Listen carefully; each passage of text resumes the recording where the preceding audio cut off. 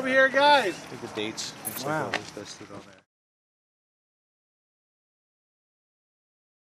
I was lucky enough to be selected from the Fisher folks back in '84 for the Battle of Little Bighorn Custer's Last Stand, and we got out there. There was 60 metal detectorists, most Fisher users at the time, and they broke us up into teams. We made one big sweep across the battlefield.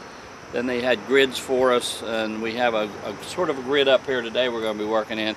But we have to remember, out there we were not allowed to dig. We simply stuck a golf tee of a particular color for depth, and then a flag, and the archaeologists did all the digging. Here, if you get a target, carefully extract it, leave it as it sits, and Woody will record it with his camera. Tony will be getting some pictures. We have some bags. We'll identify it, where it came from, the site where you dug it will have a number, GPS location. We have a Dick Tracy wristwatch here that'll tell us exactly where it was.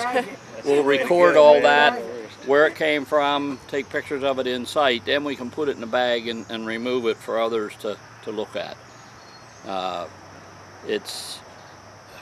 The site that we're doing is within yards of where General Washington had his observation post up there.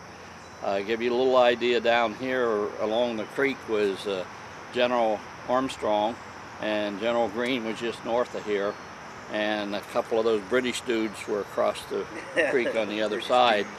And to give you some idea of the numbers, Washington had 11,000 people under his command here.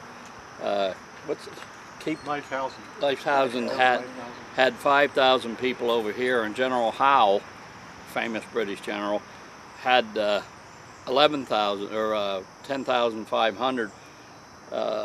He sent 2 generals across the creek to occupy Washington's attention. Succeeded very well. Washington placed his people up and down the creek and had a couple of batteries up on the hill over here, watching these folks, while Howe went from Kennett Square all the way up to a ford way north of here, crossed and came down the flank of Washington. And if it hadn't been for a couple of individual generals operating more or less on their own, put a defense up, probably could have wiped the whole bunch out right at the beginning. Where we're going to be working is just at the base of the hill where Armstrong's army was deployed, the left flank of it, and Washington's observation post is right up above us. A lot of cannon were fired, American cannon were fired, because when they captured the batteries over on the other ridge, they turned them around and fired them at Armstrong over on this ridge. So who knows what we might locate up there. We'll show you where the site is that we're going to be working. It's brushy headed back there on both sides. There's a little bit of grass. We can just pass this around the picture. Yeah. There it is here.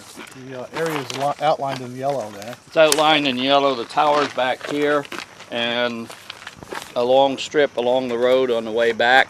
I'll pass this around. Everybody can have a look. We'll be working the entire site. Again, remember, if you get a hit, very carefully extract it, determine what it is to the best of your ability, and leave it there. Call Woody. Woody will be taking pictures, Tony. We identify its location, and once we have it recorded, then we can remove it to a safe site till we figure out what we're doing with them.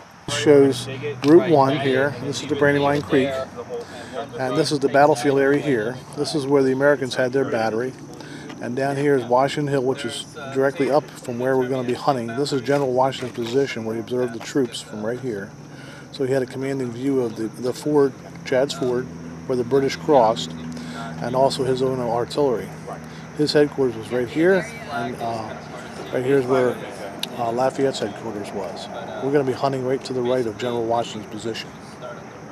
Okay. So some of the grass is like 1 foot to 2 feet high, in the path going back to the site.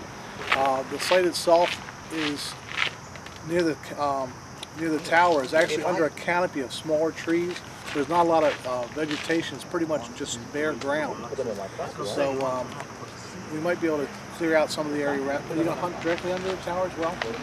Yeah, if you Some like. high grass? Yeah. That may be a good spot to use the weed whacker as well. Basically, I work for an environmental compliance company, and as part of Section 106, which is a federal law saying you have to evaluate the environmental and cultural effects of any construction project, so the archaeological effects, I go out and test for cell phone towers.